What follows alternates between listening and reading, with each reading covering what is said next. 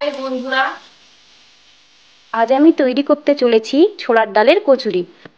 প্রথমে ময়দাটা মেখে নিলাম, তারপরে ডোগুলি কেটে নিলাম।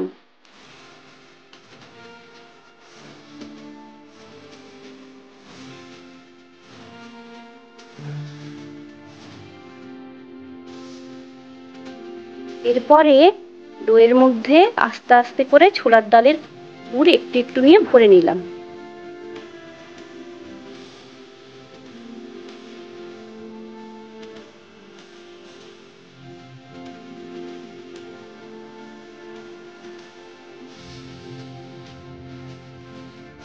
এবার ডোটার উপরে একটু ময়দার ছিটে দিয়ে দিলাম। এরপরে হালকা হাতে লুচিগুলিকে বেলে নিলাম।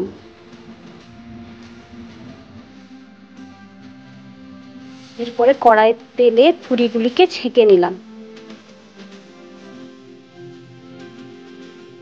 তৈরি হয়ে গেল গরম গরম ছোলার ডালের কচুরি।